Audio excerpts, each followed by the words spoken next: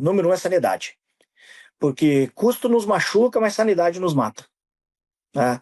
A gente consegue sangrar no custo e sobreviver, a gente vai lá e faz transfusão de sangue se precisar, a gente respira com oxigênio, mas a gente dá o jeito, a gente vira. E nisso o brasileiro é muito competente.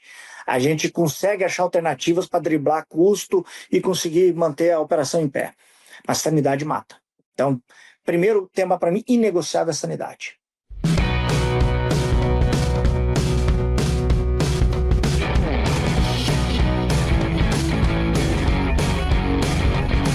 Olá, sejam todos muito bem-vindos para mais uma edição do Suinocast. Meu nome é Guilherme Brandt, sou host do programa. Hoje um convidado bastante especial, um amigo de longa data, um companheiro que foi, por alguns momentos, a gente trabalhou em empresas que eram distintas, depois trabalhamos juntos, depois novamente distintas. Aqui o meu amigo José Antônio Ribas. Ribas, seja muito bem-vindo. A gente sempre fala que esse aqui é um programa leve, um programa aberto e feito e usado para a comunidade da suinocultura, produtores, futuros produtores, toda a academia, né, o pessoal, professores, estudantes, quem está se decidindo para que área ir, e também, importantíssimo, os nossos consumidores, e eu falo também os nossos não consumidores. Ribas, o Ribas que é agrônomo, engenheiro agrônomo, formado pela Universidade de Passo Fundo, com MBA em gestão e economia e gestão empresarial e diretor executivo de agro e CX da Seara. Ribas, seja muito bem-vindo. Fiz aqui uma leitura breve e fria, que eu chamo de currículo, e a primeira pergunta é: quem que é o Ribas pelo próprio Ribas? Da onde veio e como foi parar nessa grandeza de função aí? Bem-vindo aí, Ribas. Maravilha, Guilherme, é uma honra estar conversando contigo. Como você disse, trabalhamos em empresas rivais, depois trabalhamos juntos. Acho que tivemos a oportunidade de passar talvez por uma das melhores experiências do nosso setor, que foi a fusão de duas grandes companhias, de histórias muito fortes, que foi Perdigão e Sadia, onde construímos as histórias aí, e eu acho que foi uma experiência muito construtiva profissional, né, Guilherme? Estou aí há 32 anos atuando no agro. Comecei minha carreira especificamente na cadeia de suínos, fiquei 15 anos atuando especificamente na cadeia de suínos, e somente mais à frente aí que eu comecei a ter uma ligação com as outras proteínas aí, e começando essa atuação. E aí, Guilherme, acho que a única coisa que dá para citar adicional já, e que vai fazer parte até da nossa conversa, é essa atuação intensa que eu tenho buscado fazer dentro das entidades de representação do setor, porque tem muita coisa acontecendo no nosso setor, muita coisa acontecendo dentro da atividade de maneira geral, não só internamente no Brasil, como a nível global, e que afetam as empresas, e que se você não convergir para algumas pautas setoriais, você confunde um pouco o processo de competição entre as empresas. A gente precisa entender que no final do dia, primeiro, todos temos que se defender, nós temos que defender uma bandeira, que é a bandeira Brasil, porque isso abre portas, porque normalmente as primeiras negociações são entre governos e não são entre empresas, né? A segunda bandeira é setorial, você defende o teu setor com a bandeira Brasil. Depois sim abre-se as portas para o concorrencial, que daí quem tiver melhores competências assume. Então, esse tema das entidades é um tema que nosso setor precisa aprender a operar melhor, porque a gente tem que pulverizar menos entidades, convergir mais pautas para a gente construir. Então, por isso que, além de Seara, Guilherme, eu tenho trabalhado muito nisso, porque, cara, a gente está vivendo um momento, e a gente vai explorar um pouco isso, talvez um momento ímpar na história da avicultura e suinocultura brasileira, de abrir e consolidar mercados que até hoje nós não tivemos ainda a possibilidade de fazer, por conta de que diplomaticamente outros países eram mais relevantes do que o nosso, ou têm uma força política mais relevante que a nossa. Neste momento, dado esse, vamos chamar assim, vamos chamar de conflito geopolítico acontecendo com essa pulverização, não, com essa bipartidária política que acontece no mercado global, com a polarização China de um lado, Estados Unidos de outro, pode abrir oportunidades ímpares para o Brasil aí. E fundamentalmente para a suinocultura, né, Guilherme? Porque diferente da avicultura, que não existe nenhuma barreira religiosa para a suinocultura, isso para a avicultura, isso facilita. Na suinocultura a gente precisa entender que em alguns países nós não entraremos, mas a gente pode acessar melhor outros mercados, né, Guilherme? Então, só fiz essa introdução porque eu acho que a gente precisa contextualizar um pouquinho esse momento que a gente vive, um pouco das oportunidades que acontecem e que isso conecta um pouco do porquê que eu tô dentro das entidades do Rio Grande do Sul, de Santa Catarina, do Paraná, agora também trabalhando, me aproximando bastante de Mato Grosso do Sul e também da entidade nossa federal, BPA, para que a gente possa fazer esse trabalho ser mais coerente e mais convergente nas pautas, para que a gente possa aproveitar as oportunidades aí e parar de ter aquelas oscilações, aquela montanha-russa de emoções que é produzir proteína no Brasil, né? De anos que você faz como o ano 24, um ano extraordinário, mas a nossa memória não pode ser curta, que o ano 23, o ano 22, o ano 21 foram anos muito ruins de resultado. Sim. A Ceva é um dos principais players no mercado de saúde animal, atuando com inovação e responsabilidade, buscando soluções de saúde inovadoras para todos os animais, contribuindo para o futuro de nosso diverso planeta, moldando cada solução de acordo com as necessidades e desafios do mercado consumidor, e compartilhando conhecimentos de alta qualidade. Para não perder nenhuma novidade, siga a Ceva Saúde Animal no Instagram, @CevaSuinosBrasil.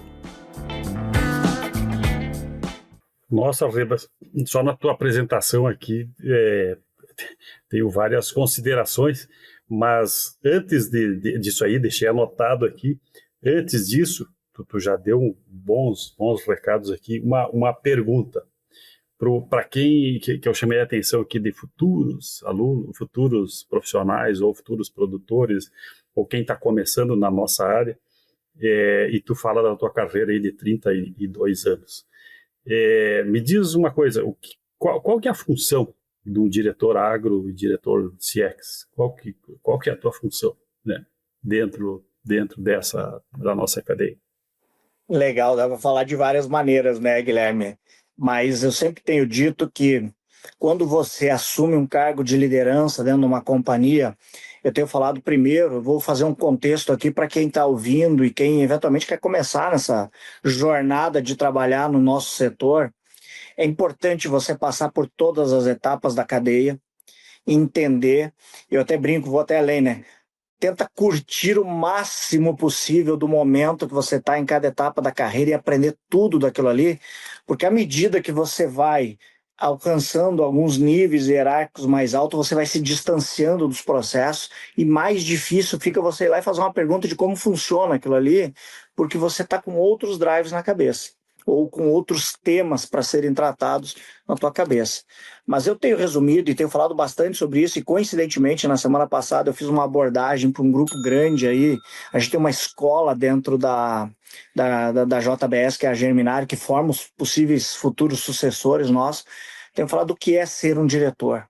Cada vez mais, se a gente pudesse resumir, e não é aquela retórica que a gente ouve em todas as mídias aí, mídias sociais, mas de maneira muito simples. O básico é o cuidar de gente, né? Tudo no nosso processo é cuidar de gente. Porque se você tiver o time certo, operando do jeito certo, e o que é o time certo operando do jeito certo, né? Na minha concepção? Eu sempre uso 2 direcionais, né?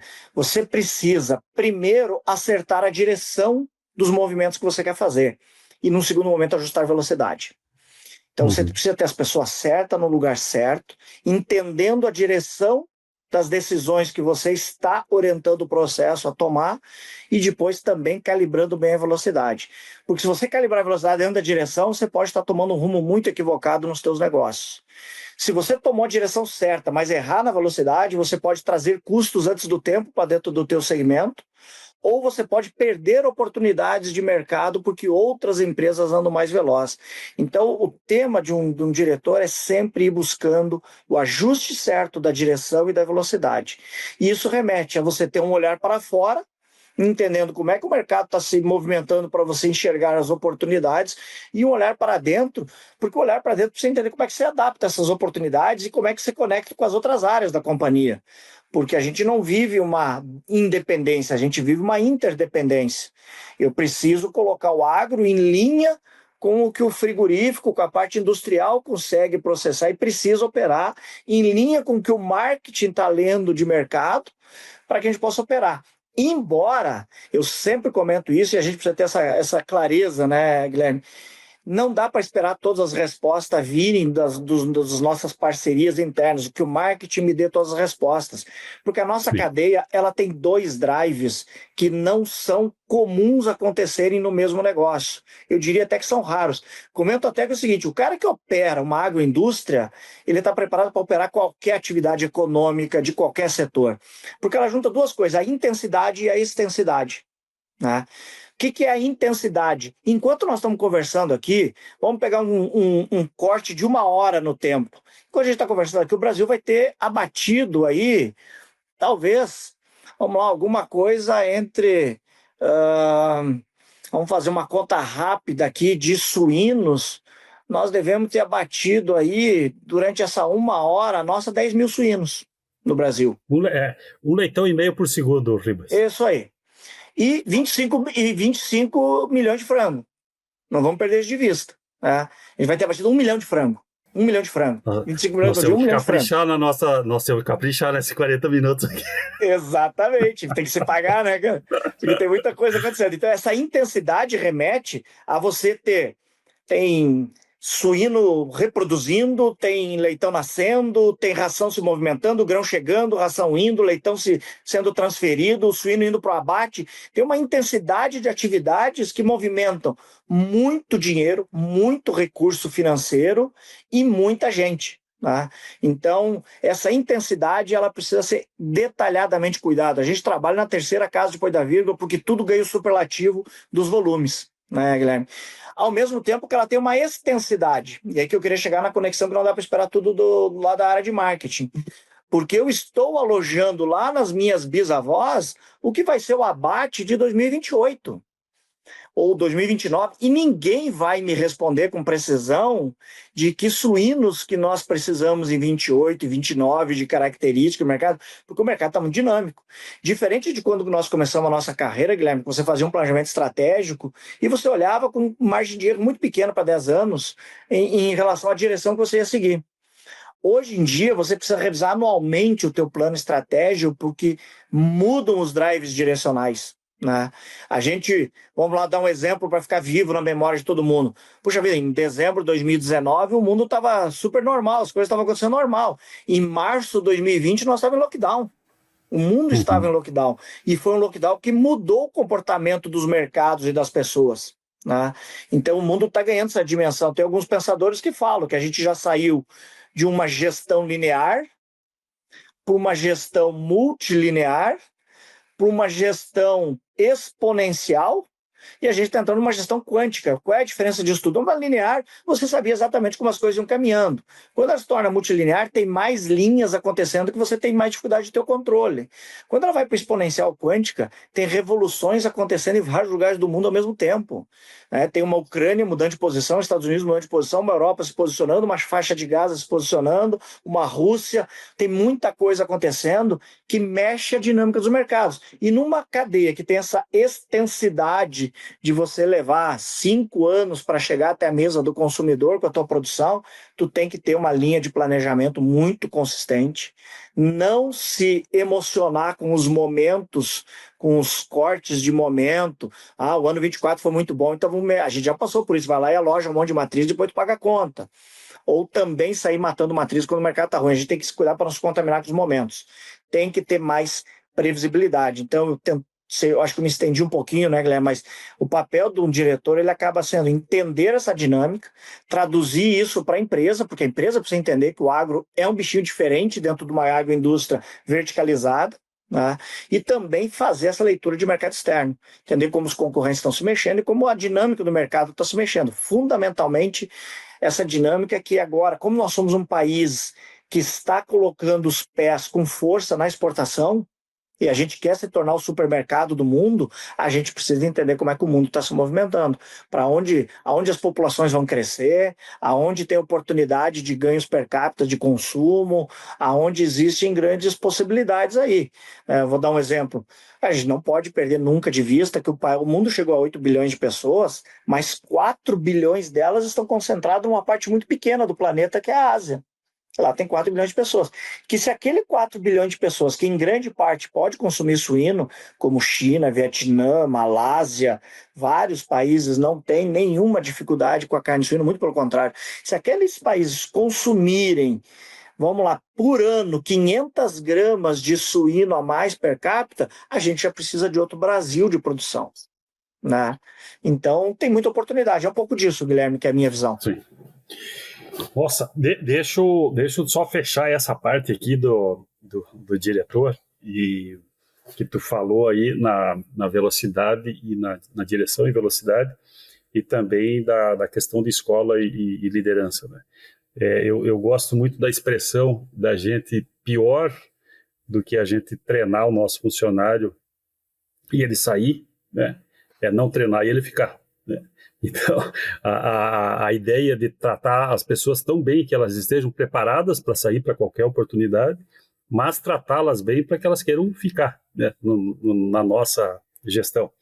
E a outra coisa, Ribas, que tu fala dessa estratégia de longo prazo e a avó sendo preparada para daqui a 4, 5 anos, o consumo para hoje, e que quem está no agro está preparado para qualquer atividade, são as contingências, né? As contingências que tu fecha um setor, tu está lidando com vida que está produzindo e que está comendo, né? Então, essa nossa dinâmica é bastante grande.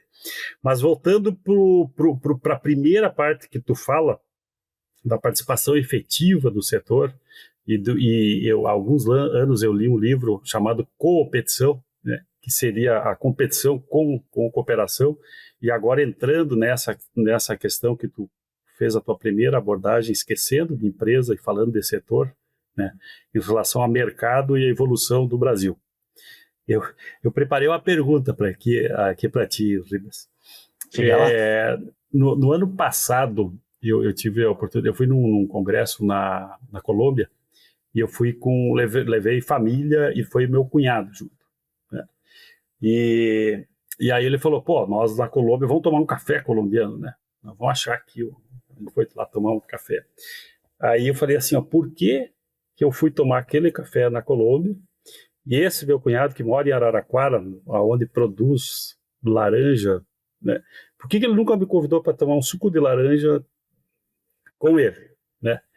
Então, assim, ó, se eu falar em laranja, em açúcar, em milho, em soja, frango, tudo primeiro lugar em exportação, suíno, quarto lugar de exportação.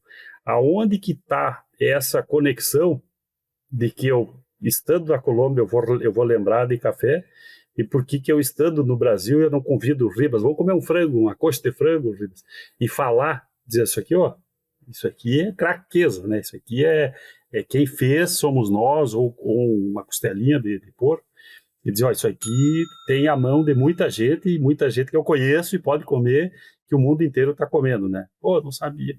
Aonde que está essa nossa lacuna aí? Uhum. Cara, essa tua pergunta ela é complexa, é grande, e ela passa por vários vieses, né?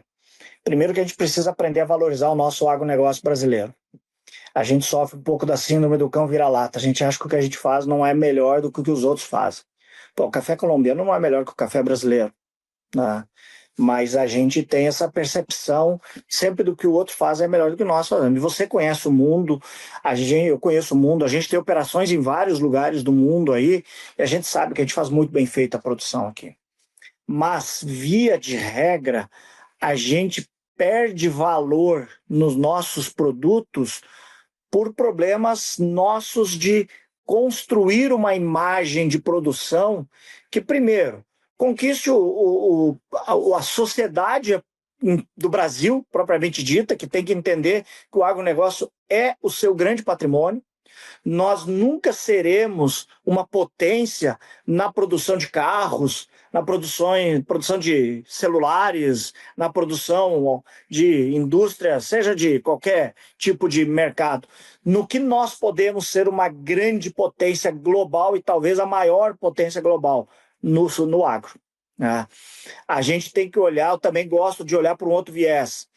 Quando a gente compara o Brasil com seus competidores que podem acessar novos mercados, porque não adianta eu querer comparar o Brasil com a Europa ou o Brasil com os Estados Unidos. Nós temos que entender de primeira mão que nós somos um país pobre e eles são países ricos, que têm realidades muito diferentes. Mas a gente pode se comparar com Rússia, a gente pode se comparar com Tailândia, a gente pode se comparar com China, a gente pode se comparar com vários países.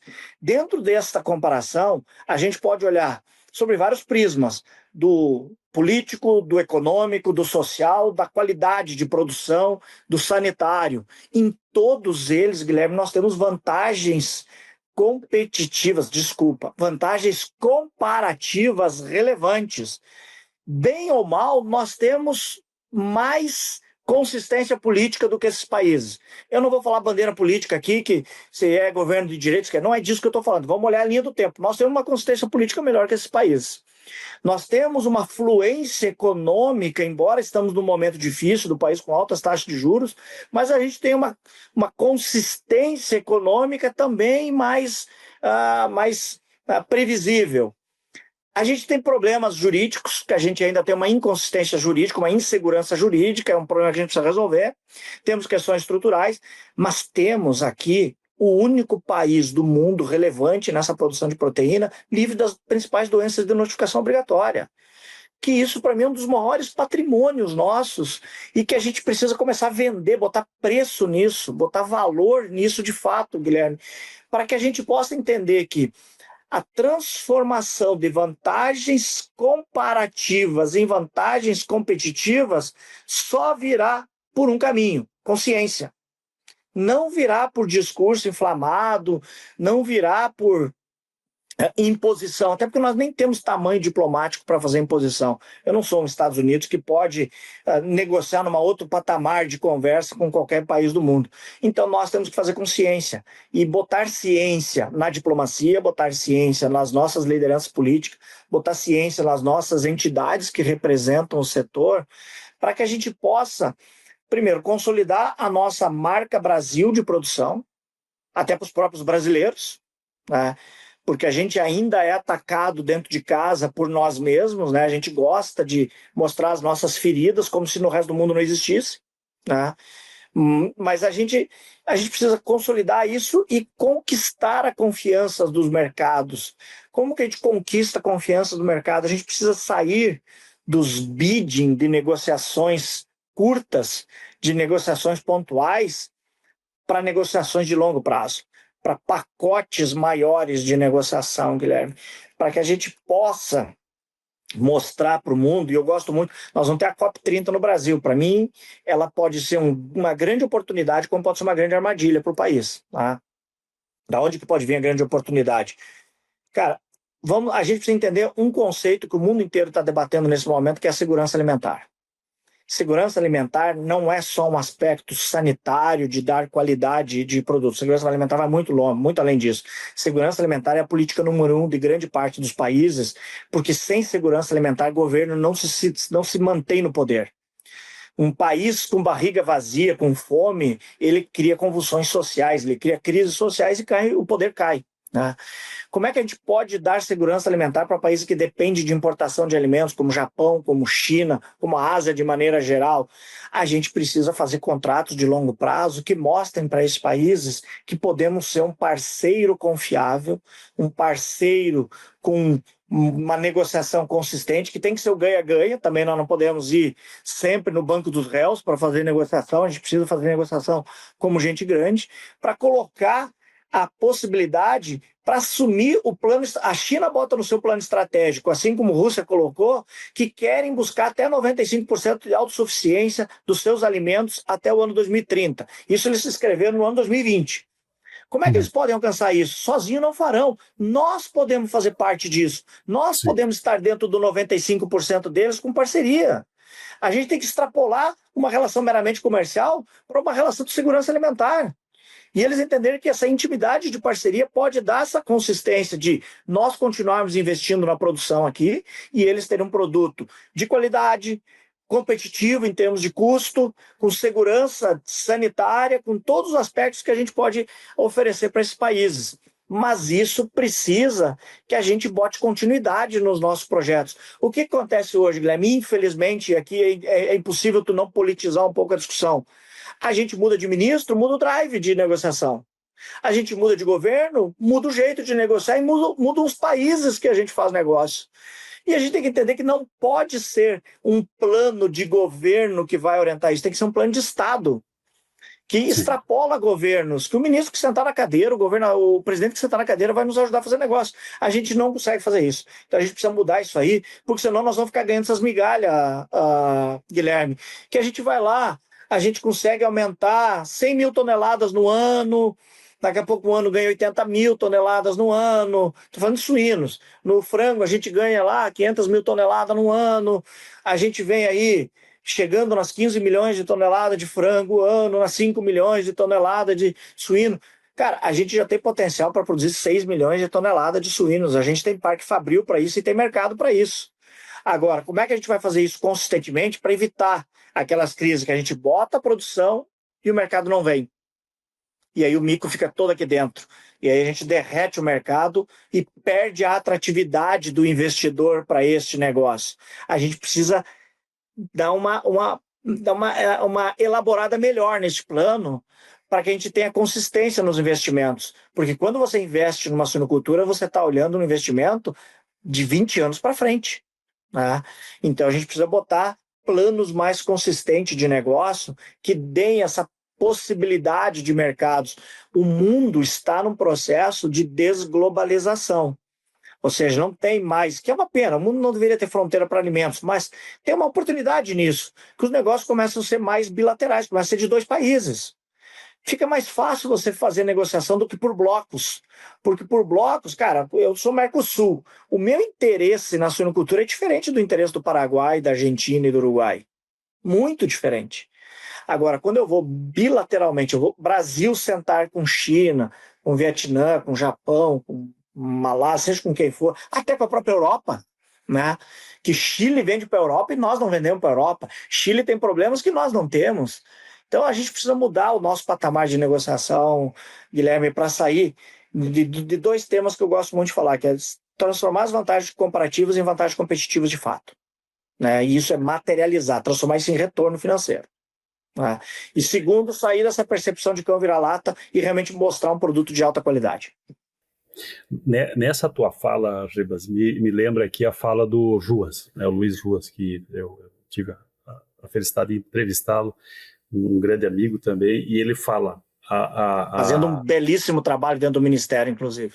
A abertura de mercados está feita, vamos dizer assim, a vitrine está aberta, a venda está ocorrendo, e o mais importante é consolidar. É manter a venda, manter o cliente. E isso que tu fala, se eu estou consolidando a venda, eu posso consolidar a produção e ir por esse caminho. Mas pegando um pouco da tua história, da nossa história, vamos dizer aqui, né? Mais de 30 anos, a gente vê a sustentabilidade, né? Produzir de uma maneira que não agrida o meio ambiente, a questão financeira, social, e manter para a próxima geração isso que a gente faz. Nós somos frutos, né? Fruto, um pouco de causa, um pouco de consequência de cadeias que deram certo, né? A avicultura, a suinocultura. O nosso compromisso para a próxima geração futura é grandíssimo, né?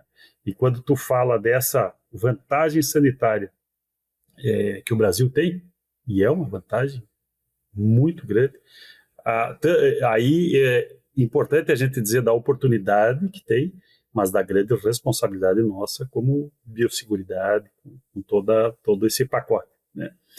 E aí, quando tu fala do nosso grande patrimônio como a sanidade, uma pergunta que eu gostaria de fazer para ti, na tua opinião, qual que foi a grande evolução da nossa cadeia? Vamos pegar o suinocultura aí. Qual que foi a grande evolução que teve para quando tu começou a trabalhar até agora, nós dois conseguindo conversar aqui, tu fala em 5 milhões como, pô, vendendo 5 milhões, vamos vender um pouco mais, né? Mas em 80 o Brasil vendia 1 tonelada. 1 tonelada são, o nosso amigo Dalbelo, o Dalbelo fala, 1 tonelada é 8 porcos.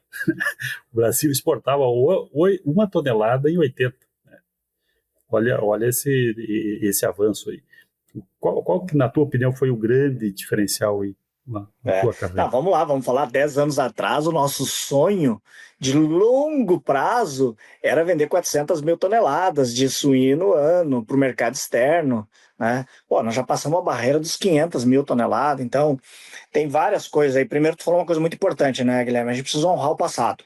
A geração que nos entregou o bastão dessa atividade fez um trabalho brilhante, nos entregou agroindústrias consolidadas, modelos muito fortes, um sistema de integração que permitiu, e eu já começo a conectar na tua resposta aí, na tua pergunta, permitiu que a gente rapidamente incorporasse tecnologias, um papel muitíssimo importante da agroindústria, né? Uma Sadia, uma Perdigão, na época lá, uma Frangosul, nem vou lembrar de todas, a Aurora, enfim. Chapecó, Eliane... Chapecó, Eliane, tudo isso aí. Fizeram um trabalho brilhante de acelerar o processo de inserção da tecnologia na produção. Eu não canso de dizer, quando eu comecei minha vida extensionista, em 1993, Guilherme, eu atendia 118 granjas que somavam 600 matrizes de suíno. Cara, olha, é só fazer a média para te ver o que dava. Aí 3 matrizinhas, alguns produtores tinham 3 matrizes, a média era 6. Cara, uma coisa louca. Estou falando de 93. O teu WhatsApp fervia nos pedidos na época. Mais ou menos por aí. E aí tu vê que a gente trouxe ciência para a nutrição, ciência para o manejo, para as instalações, a gente acelerou os programas genéticos no Brasil, e para mim não dá para isolar uma variável de outra. A soma deste processo, muito puxado por essas agroindústrias de vanguarda, que souberam ler o mercado, entenderam que existia uma mudança no mercado acontecendo e que precisava ganhar eficiência de produção. Cara, a gente saiu, quando eu entrei lá, o desafio era produzir mais do que 14 leitões desmamados fêmea ano. Era o nosso desafio. Hoje você vê granjas e granjas falando de 34, 35, 36, né? Então, mas não é uma ação independente. Tem um trabalho de agroindústria fortíssimo, um trabalho de pesquisa e desenvolvimento de muita ciência, que trouxe melhoria no manejo, melhoria na nutrição, melhoria nas instalações, melhoria na genética, e que tudo isso remete de novo a um tema que eu vou falar que a gente precisa, o nosso grande drive volta a ser gente aqui nessa conversa, né, Guilherme? Eu sei que tu tem um público da academia aí que nos ouve, e passa por aí. A gente tem 2 apagões de mão de obra no mercado hoje. Um apagão operacional, falta gente para operar, né? Que eu nem vou entrar nesse viés, porque aí nós vamos falar de aspectos geracionais, para mim, que não são os mais relevantes, mas fala muito de um país que está desenvolvendo uma massa de mão de obra dependente de programas sociais e que não quer trabalhar. E que a gente se engana com esses índices de desemprego aí que passam longe de falar a realidade do país. Porque se você botar todo o contingente de Bolsa Família para dentro do pacote dos desempregados, o nosso desemprego vai muito além de 2 dígitos. Né? E a gente tem, mas é gente que não está disponível para trabalhar. Porque se entrar no mercado, perde o emprego, perde o Bolsa Família. Né?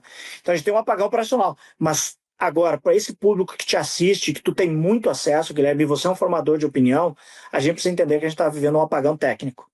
Um apagão de gente com competência técnica, com conhecimento técnico. O que está acontecendo com a Embrapa no Brasil é um absurdo. O desinvestimento numa Embrapa é um absurdo. Com as universidades públicas, a gente está num processo de desinvestimento e a gente vai perder ciência. E ao mesmo tempo que a gente cria, e aqui eu não quero ser conclusivo, mas a gente cria uma série de faculdades aí que não atende a um pré-requisito mínimo de formação de um profissional e que isso vai nos trazer aqui, Guilherme, está nos trazendo um ônus de que o setor privado, o setor produtivo privado, precisa fazer o acabamento de formação das pessoas, porque elas não vêm prontas para o mercado de trabalho. Mas não é que não vem pronto. Vamos lá, tu fez uma universidade muito boa. Eu considero que fiz uma faculdade muito boa. Eu tinha aula manhã, tarde e noite, cara. Eu tinha 40 horas de aula por semana, né? E saí um agrônomo bem meia boca formado, cara. Eu tive que aprender muita coisa depois de trabalhar. Agora, você pega uma formação hoje numa área que a ciência é tão relevante quanto a agronomia, veterinária, zootecnia, que precisa viver a ciência, precisa experimentar a ciência, e você pega essa faculdade com 16 horas semanais de aula, sei lá, coisa assim. Cara, a gente precisa se preocupar com o que a gente está formando, porque a complexidade da produção aumentou, Guilherme. Os desafios sanitários são maiores. Os desafios ambientais são maiores, a genética evoluiu, o animal é mais sensível, tu precisa dar melhor ambiência. As discussões com os mercados são maiores, a exigência aumentou, a sustentabilidade que você falou, nós precisamos entregar para o mundo. O mundo tem 1 bilhão de pessoas que não têm acesso à comida. Como é que nós vamos produzir para 1 bilhão a mais, sendo que o planeta é o mesmo e a gente precisa entregar para os nossos filhos um planeta melhor que recebemos? Como é que a gente vai resolver essa equação? Com ciência, com eficiência de produção. E isso vai precisar de gente competente, Guilherme. A exigência do produtor também aumentou muito, né? Hoje o produtor tem acesso, ele tem histórico e repetibilidade, né? E ele discute, as discussões são interessantes com os produtores. Não são o teu 100 e pouco lá, né? Pela concentração, aumentou o nível de conhecimento e discussão. Qual, né? que era o canal de comunicação? Qual era o canal que o produtor tinha para acessar a tecnologia na nossa época de extensionista? Era o extensionista. O extensionista. Era ele o canal de comunicação com o mundo. Hoje, o cara tem internet lá, o cara acessa o teu podcast, acessa conteúdo científico. Ou se tu não te preparar, tu vai conversar com o produtor, vai para o mundo, né? Tu vai chegar num produtor que conhece mais do que você do assunto. Né? Então, mudou, as perguntas mudaram, as demandas mudaram e a gente precisa se adaptar a isso. Então, a cadeia toda cresceu, se desenvolveu, né? E o mundo está mais exigente.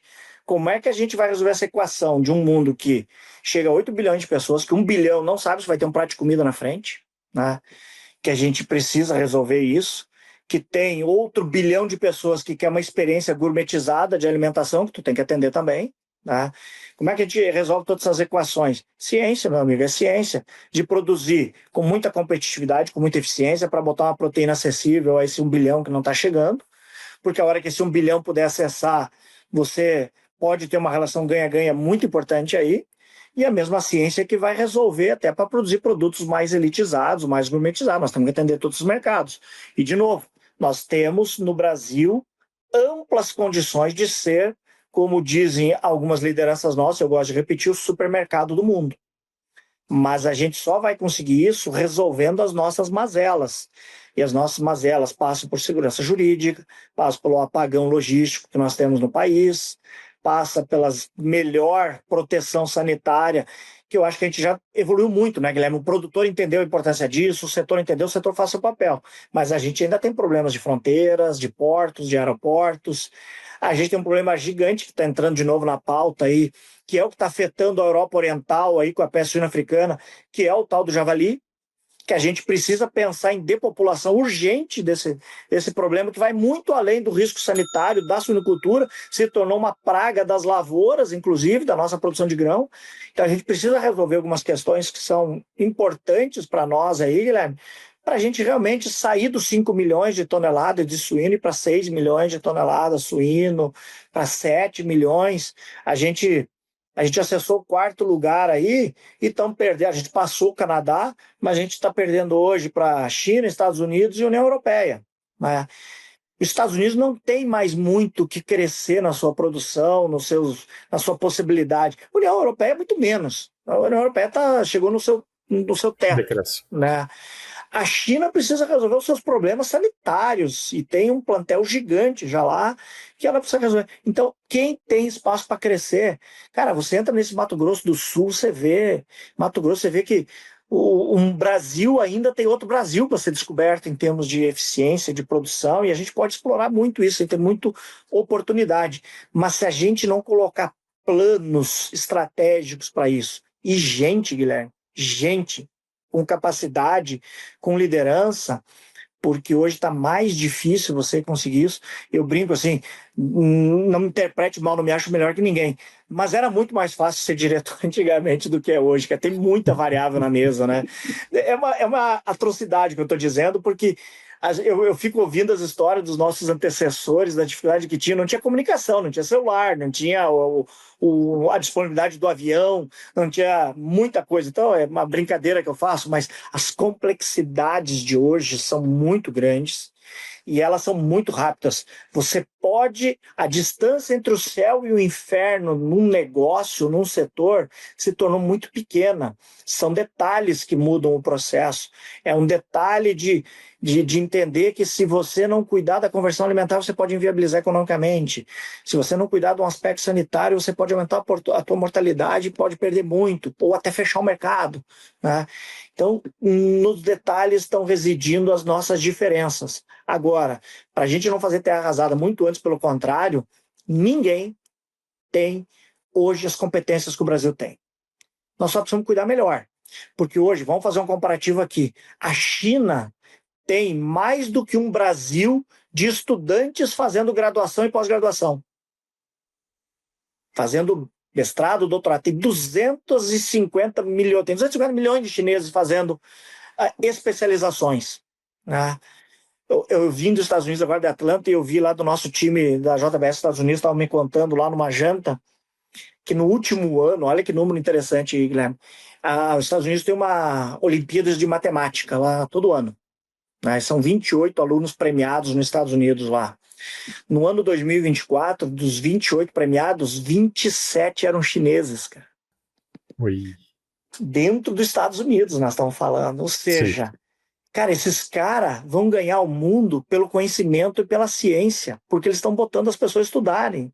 E nós estamos achando que vamos ganhar o mundo dando abraço e dizendo que a gente é querido, que a gente é brasileiro, que a gente é do bem. Não é este o caminho. O caminho, eu gosto de uma frase do nosso antigo ministro lá, o Roberto Campos, né, que ele faz duas frases dele que eu acho geniais. Primeiro, que o Brasil não perde a oportunidade de perder oportunidades. Para mim, isso é uma máxima nossa brasileira, né, cara? E segundo que ele fala, nós temos uma diplomacia da diplomacia que diz me amem, quando nós deveríamos ter uma diplomacia que diria me respeitem, né? Então, Guilherme, mas para a gente conquistar respeito, a gente vai ter que botar mais ciência na discussão, muito mais do que já fizemos até hoje. Ribas, eu acho que vai dar os 10 mil suínos, viu? Nesse tempo. Acho que a contribuição aí foi para aumentar a produtividade nessa hora aí, viu? Muito, muito bom falar e essa abertura de setor e mundo em geral. Tem uma última pergunta aqui que eu gosto de pontos não negociáveis, né?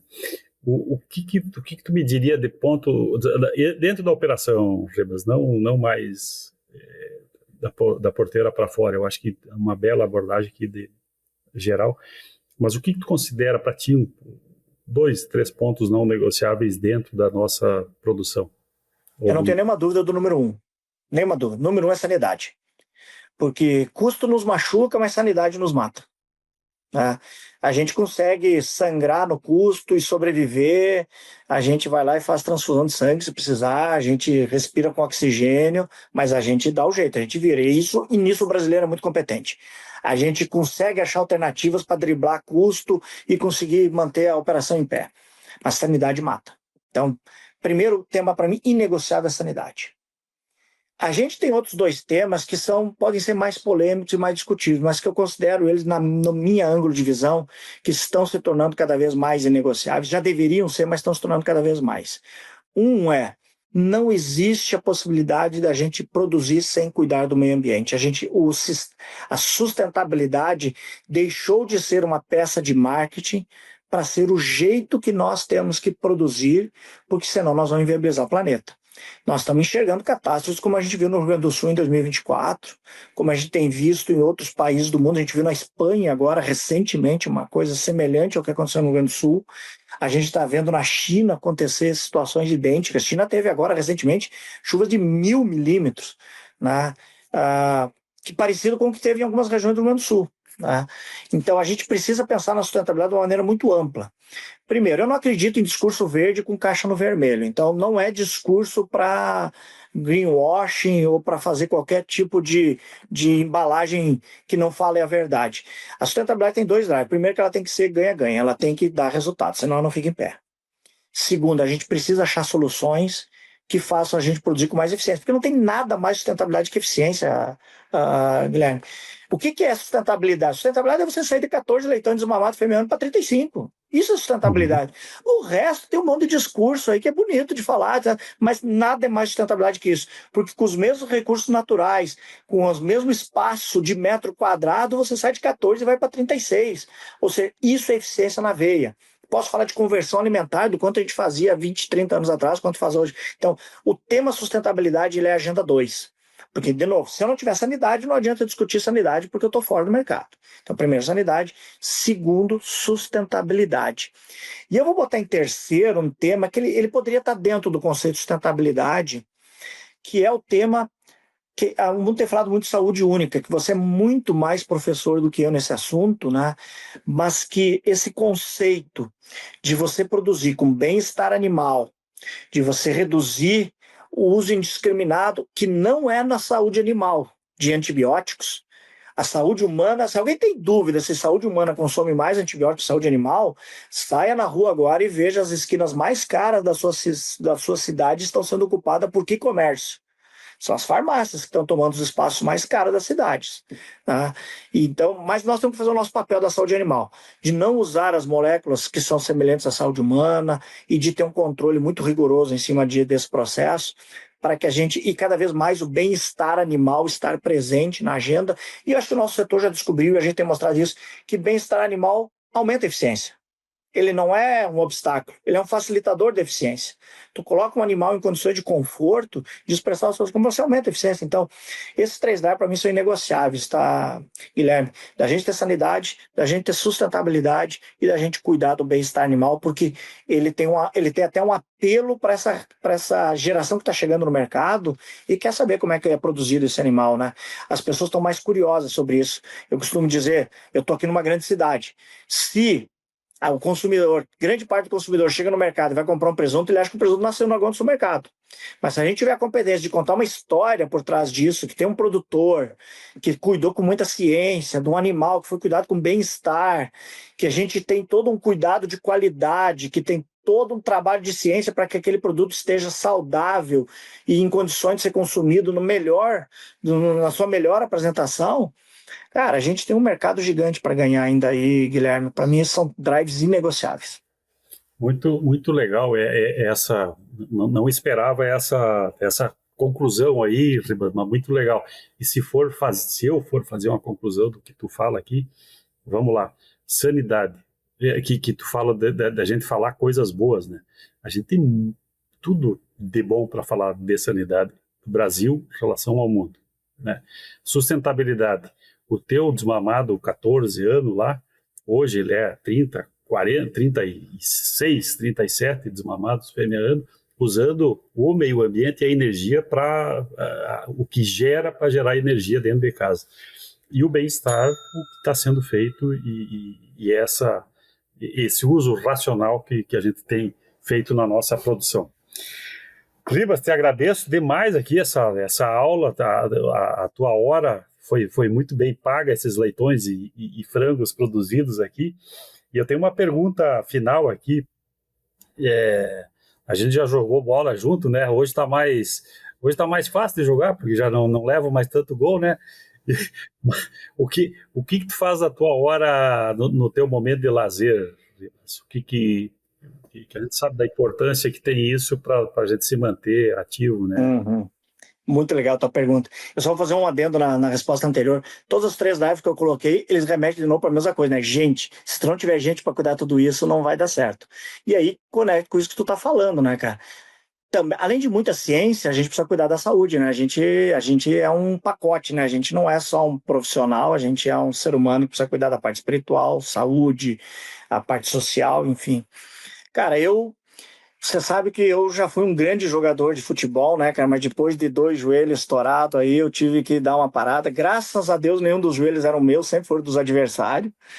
Tá fora a brincadeira aí, né, Guilherme? Mas o futebol tá me largando mesmo. Hoje eu gosto, tenho feito e tenho buscado recuperar meu momento aí de corrida e de caminhada, é o que me satisfaz, é o que me dá prazer e que nesses momentos quando eu tô correndo, né, que eu chamo de um prazer solitário, você acaba fazendo uma higiene mental, sabe? Você fica processando muita coisa e faz uma higiene mental. Para mim isso é super importante e eu tenho buscado cuidar disso. Estou num momento difícil, fui fazer uma brincadeira de futebol há 1 mês e meio atrás e tive 2 fissuras no tornozelo e um rompimento parcial de ligamento. Então estou em processo de recuperação dessa lesão aí. Também para corrida. Até para corrida eu tive que fazer um break agora. Eu estava me preparando para a meia maratona de Balneário, que é no final de abril. Que eu ia tentar fazer ela, né? Mas infelizmente tive que adiar o plano aí para agora fazer essa recuperação. Mas é isso que eu gosto de fazer, Guilherme. Eu tenho investido aí, eu levo sempre meu tênis na mala, nem sempre ele sai da mala, mas sempre que possível eu tento tirar ele da mala para dar uma corrida, uma caminhada. Às vezes, quando tem mais colegas junto, tu vai fazer uma caminhada, tu já aproveita e conversa, troca um monte de ideia, ou quando você quer fazer uma corrida, a corrida eu sempre digo, corrida com conversa não funciona, a corrida é algo solito mesmo, mas aí é nisso que eu tenho investido, meu amigo. Legal. Ribas, muito obrigado e te agradeço de coração, acho que foram mensagens e eu tô só pensando no pessoal que edita essa... Qual que é a frase que eles vão usar, né? Então, tem muita informação legal aqui e muito recurso também para todos os profissionais que vão nos escutar. Te agradeço, Ribas. E a gente se vê aí do nosso mundo da suinocultura. Um grande abraço. Cara, super obrigado, é uma honra estar contigo. Você é um dos profissionais que eu tenho uma maior admiração dentro do mercado aí, aprendi muito contigo, menos do que eu deveria, mas aprendi muito contigo aí. E tamo junto, porque eu sempre tento fazer uma abordagem muito provocativa, porque não adianta, a gente não vai conseguir fechar e concluir coisas em conversas. A gente precisa abrir leques e cada vez mais procurar dividir conhecimento e absorver muita informação para a gente ir melhorando e desenvolvendo cada vez mais a nossa atividade, que eu tenho muito orgulho de estar dentro dela. Muito bom. Obrigado e parabéns, Ribas. Um grande abraço e nos vemos por aí. Um abração.